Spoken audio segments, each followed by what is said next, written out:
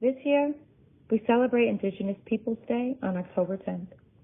The holiday is not celebrated everywhere, but an increasing number of states and cities around the country are officially recognizing it, often in place of Columbus Day.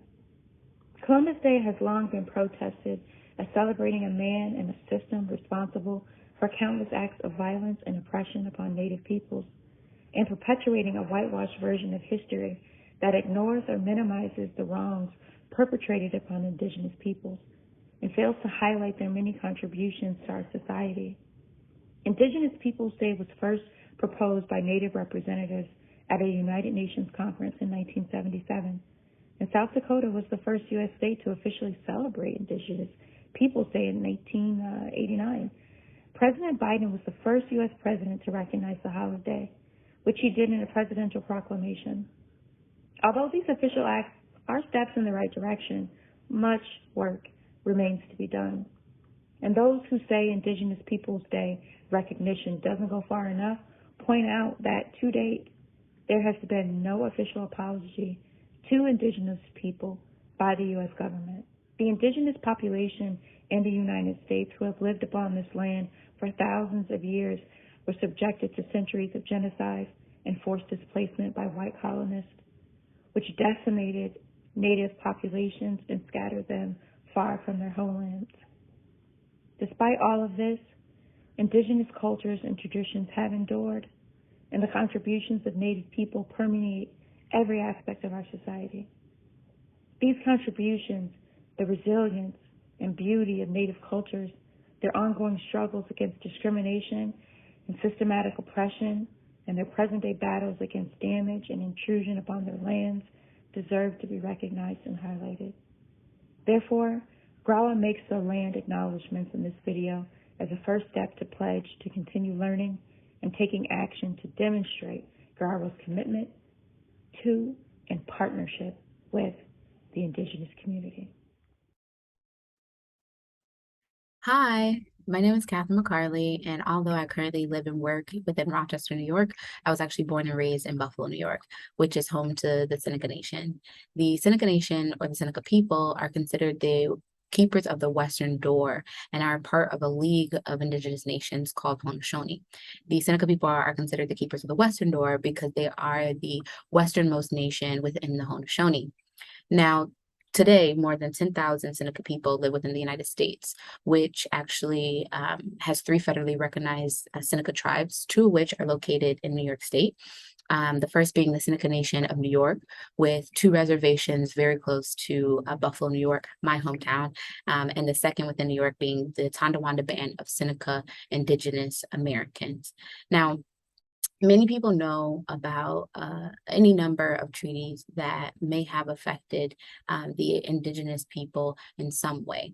Now, one of those such treaties is actually called the Two-Row Wampum Treaty. In some, the treaty was made in 1613 between the Haudenosaunee and governmental representatives of the Dutch in what is now New York State. Now, the significance of the treaty for the Haudenosaunee is representative in the treaty's name. The two-row is a concept, a way of living. The wampum belt was a way to actually record history. So the two-row wampum belt is a tangible metaphor which records a way of life for the Haudenosaunee. Now, the belt is a majority white with 2 rows of purple beads running perpendicular to one another. The purple beads represent 2 canoes flowing perpendicular to each other, never crossing paths, and yet having a mutual respect and understanding for each other's cultures. So the name of the treaty is symbolic and is actually a representation of the symbolic, diplomatic, and economic interactions implicit in the culture of the Haudenosaunee. My name is Katerina Kramarchak. I acknowledge that I currently reside in Pittsford, New York, on the ancestral lands of the Haudenosaunee people. Before joining the practice of law, I lived in Kinderhook, New York, and Albany, New York. Both locations were within the ancestral lands of the Mohican people and the Schaghticoke First Nations, who stewarded those lands throughout many generations. Growing up, I attended several field trips to the New York State Museum, which has an extensive and impressive collection of artifacts from tribal nations around the state and includes a life-size longhouse. I also recall fondly class trips to the Iroquois Museum in Albany, where students were able to engage with Iroquois people, make cornhusk stalls, and learn about the ways that the land was a life giver for these people. As an adult, I attend the New York State Fair on an annual basis and enjoy the Native American Village, which hosts dance competitions, as well as competitions in embroidery, beadwork, and quilting. The artifacts, the longhouse, the cornhusk stalls, and the beautiful performances have always been a bright spot for me. So bright that I did not think to look to the people behind those things, the people that cultivated the land of our beautiful state and were eventually, forcefully, and often illegally evicted from those lands to reservations. I acknowledge that there is work to be done in recognizing those that came before us from whom we stole land. For instance, the Schaghticoke are Indigenous people whose ancestral homelands extend throughout the Hudson and Harlem Valley regions of New York State, as well as in Connecticut and in Massachusetts.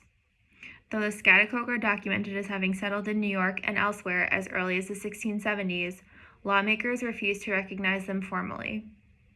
The Schaghticoke tribal nation in Connecticut, for example, was granted recognition in 2004, only to have that recognition reversed on Columbus Day in 2005 due to heavy political influence. The Schaghticoke tribal nation in Connecticut continues its work toward recognition to this day. The word Schaghticoke means the mingling of waters, and it signifies the joining of rivers, as well as the merging of related Algonquin language-speaking tribes. I commit to taking action to join the Indigenous people of New York and the country with modern settlers. It is only once we respect the ancestral land of the Indigenous people that we can start to give back what we have taken and take steps to heal old wounds. I'm Erin Elmouji. Between 2012 and 2018, I lived on the native lands of the Lenape people in what we now refer to as Brooklyn, New York, and Essex County, New Jersey. My oldest daughter was born in Brooklyn on the ancestral lands of the Lenape tribe known as the Canarsie people, and my twins were born in Morristown, New Jersey, on the ancestral lands of the Munsee Lenape people. Lenape land, referred to as Lenapehoking, is centered around Manhattan Island, and it spans from Connecticut to Pennsylvania down to Delaware. The Lenape people were decimated by diseases that were introduced by European settlers and subjected to genocide and forced displacement, and then following a series of treaties now span the whole country, including 5 federally recognized tribes in Oklahoma, Wisconsin, and Ontario. I intend to continue educating myself about the history and continuing contributions of the Lenape people and ensuring that my children are taught an accurate historical account of their birthplaces. I would encourage anybody wishing to learn more about the Lenape people to follow the Lenape Center based in Manhattan, which for years has provided resources, programming, and cultural experiences that honor and inform about Lenape history. I'm Cassandra Rich. I was born, grew up, and reside in the native lands of the Seneca Nation, known as the Keepers of the Western Door for the Iroquois Confederacy, in what we now call Brockport and Gates, New York. For 7 years, I went away to school in the native lands of the Sora, Catawba, Cherokee, and Lumbee peoples in what we now call Winston-Salem, North Carolina. And I think it's important that we recognize that these are their ancestral lands. I am Eileen Buchholz. I live in the city of Rochester. I acknowledge that my home is located on the ancestral lands of the Seneca Nation of the Haudenosaunee Confederacy. The Rochester Museum and Science Center, which is near my home, has many dioramas and artifacts of Native Americans who inhabited our area. The diorama of the log house was a favorite in my generation, and it continues to be a favorite for school-age children. Southeast of Rochester in Victor, New York, off exit 45 on the New York State Thruway, is the Ganondagan State Historic Site, which honors the Seneca Nation through a longhouse and the Seneca Art and Cultural Center. I attended law school in Syracuse, New York, in Onondaga County. The Native American village of Onondaga at the time of the American Revolution was the capital of the Iroquois Confederacy, and it was the primary settlement of the Onondaga Nation where the Iroquois Grand Council met. I recommend to you the book Braiding Sweetgrass by Robin Wall Kimmerer, who is a Native American, and she teaches botany at the SUNY College of Environmental Science and Forestry. Braiding Sweetgrass is a series of beautiful lyrical essays that explore the relationship between humans and the land. The essays weave together Kimmerer's training in Western scientific methods and her Native American knowledge about sustainable land stewardship, and in particular, her salvaging her own property in the Tully Valley. I particularly recommend the audiobook because Kimmerer's reading of it is an especial bonus. I was born in and grew up just outside of Syracuse, which is the territory of the Onondaga Nation. The present-day territory of the Onondaga Nation, also known as People of the Hills, is approximately 7,300 acres just south of Syracuse. Between 1788 and 1822, the Onondaga Nation lost possession of approximately 95% of its land through a series of illegal takings by the state of New York. Onondaga is considered to be the capital of the Haudenosaunee, a name meaning people of the Longhouse. The Haudenosaunee was founded at Onondaga after the peacemaker visited the warring nations.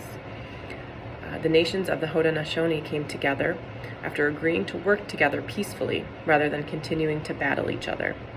They established a democratic system of government led by a Grand Council consisting of chiefs from each nation. These chiefs worked with clan mothers to ensure the preservation and well-being of the Haudenosaunee. The Haudenosaunee is considered to be one of the oldest participatory democracies on Earth and provided an important structural model for the Founding Fathers developing the United States Constitution. I actually remember in grade school learning about the Haudenosaunee and the Onondaga tribe in social studies and having to make our own longhouses with our family a model what they may have lived in. Hi, I'm Karen Morris, and I hail from Watertown, New York, which is a city of about 32,000 folks, located approximately an hour north of Syracuse. Watertown's original inhabitants were the Pecosset band of indigenous people from a Massachusetts tribe. There is now in Watertown a Pecosset initiative which is dedicated to healing and justice through the undoing of the erasure of indigenous peoples from Watertown. To that end, the city is holding its first Indigenous Peoples Day on Monday, October 10th. The events of the day will include speakers, theatrical performances, cultural presentations, indigenous artisans and musicians, tastings of the tribe's cuisine, and information tables. The initiative also has the following admirable goals. First, to refocus local curricula to include more about original peoples. Second, renaming land in downtown Watertown to acknowledge the contributions of the Pecosset tribe. Third is to create a new seal for the city that respects the original people's history of dispossession and resistance.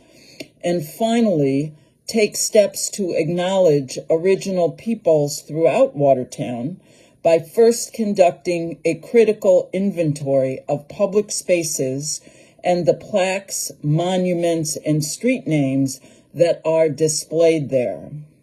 So we see significant effort in Watertown to reverse the erasure of indigenous people and honor them with various references and remembrances. My name is Lisa Reagan, and I'm happy to acknowledge that the land I now live on and where I was brought up is the land of the Seneca Nations of the Iroquois Confederacy of the Six Nations of the Haudenosaunee. I recently traveled to the island of Ireland, the land of my ancestors, to learn more about why my people had left Ireland, besides that the famine under subjugation by the English had left them no alternative. In Newgrange in Derry, I learned more of the history of the Druids before the Celtic tribes of people who predominate on the island. The Druids built structures more than 4,000 years ago, before the Egyptian pyramids or Stonehenge. Around the 1600s, under the English plantation system, settlers, loyal to the English, were given the best land and built castles and fortifications. The indigenous Irish were deprived of fertile land and eventually prohibited from even speaking their language. The majority of the population left their native land during the famine. Meanwhile, the English colonists in North America, through the British Superintendent of Indian Affairs in the Northern District, signed the first Treaty of Fort Stanwix in 1768 with the Haudenosaunee, also known as the Six Nations or Iroquois Confederacy, prompted by the fur trade companies in Pennsylvania and to gain more land for settlement. 5 years after the Royal Proclamation of 1763 had set the western boundary of colonial settlements at the Appalachian Mountains, reserving the vast North American interior as indigenous territory, the Treaty of Fort Stanwix pushed the border west to the Ohio River, opening up more indigenous lands to white settlers. The Second Treaty of Fort Stanwix, signed in 1784, was an agreement between the Haudenosaunee and the newly independent United States. This treaty redrew the eastern boundaries of the First Treaty of Fort Stanwix, surrendering yet more indigenous territory. In the Second Treaty, the Haudenosaunee surrendered lands in western New York, Pennsylvania, and Ohio. Tensions mounted between indigenous peoples and the white colonists wanting to settle on these lands. The U.S. signed a series of other treaties with indigenous peoples to resolve these issues, including the Canandaigua Treaty of 1794 with the Haudenosaunee. The Canandaigua Treaty affirmed Haudenosaunee land rights, restoring the Six Nations lands in western New York State that had been ceded by the Fort Stanwix Treaty. The Canandaigua Treaty also recognized the sovereignty of the Six Nations to govern and set laws as individual nations. The treaty is still actively recognized by the Six Nations and the United States government, although the recognition and interpretation of it still causes conflict, such as those involving state taxation and the state use of indigenous lands for the thruway. I now live in the city of Rochester near Mount Hope Cemetery, which includes trails historically used by the Iroquois nations for hunting and transport. This city was named for Colonel Nathaniel Rochester, a wealthy plantation owner and land speculator from Maryland. This was part of land that had been granted to powerful British loyalists during the British colonial period in America, and which then passed by various means to powerful colonists after the Revolutionary War, most of whose wealth was based on labor and trafficking of enslaved Africans. I'm determined to learn more about and share a fuller knowledge of the history of this area. Thank you.